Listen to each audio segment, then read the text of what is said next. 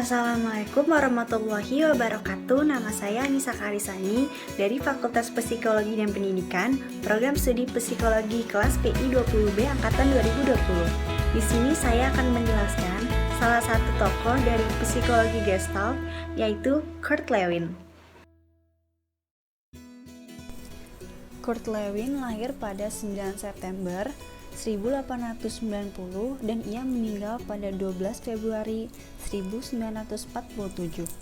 Ia adalah seorang psikolog Jerman dan Amerika yang dianggap sebagai salah satu pionir modern di bidang psikologi sosial, psikologi organisasi, dan psikologi terapan di Amerika Serikat dan bahkan dianggap sebagai bapak psikologi sosial.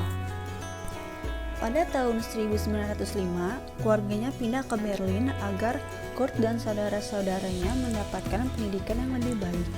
Pada masa sekolahnya, Kurt mempelajari pendidikan humaniora klasik di Kaizen Augusta Gymnasium.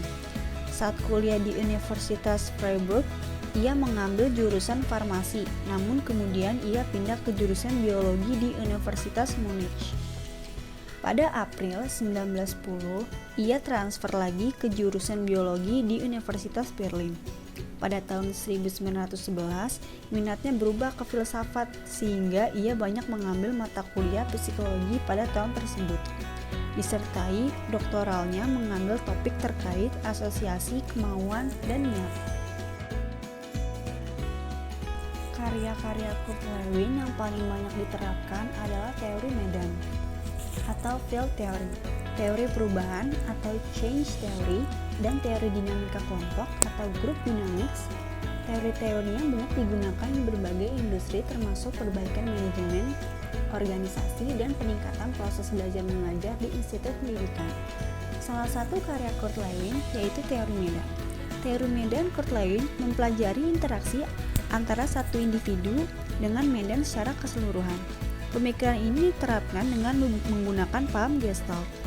Teori ini menggagas bahwa perilaku seseorang dipengaruhi oleh lingkungan sekitarnya, atau termasuk dengan interaksi dengan orang lain, dan apa yang terjadi di dalam dirinya, seperti imajinasi dan pengetahuan.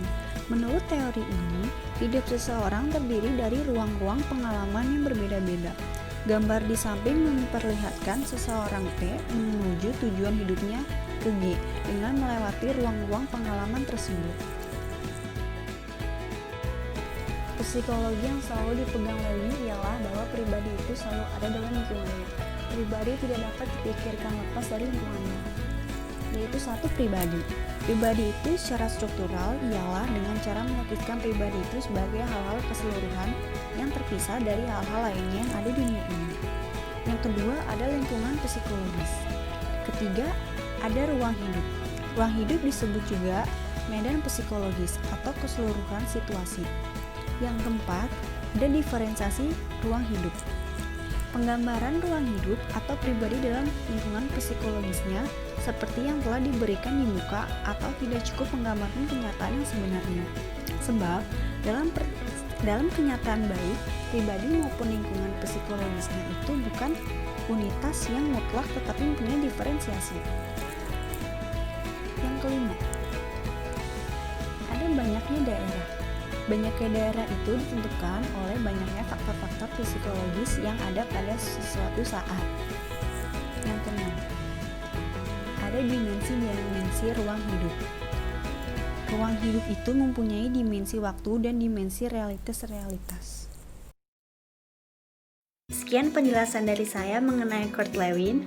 Mohon maaf bila ada salah kata atau kekurangan. Terima kasih. Wassalamualaikum warahmatullahi wabarakatuh.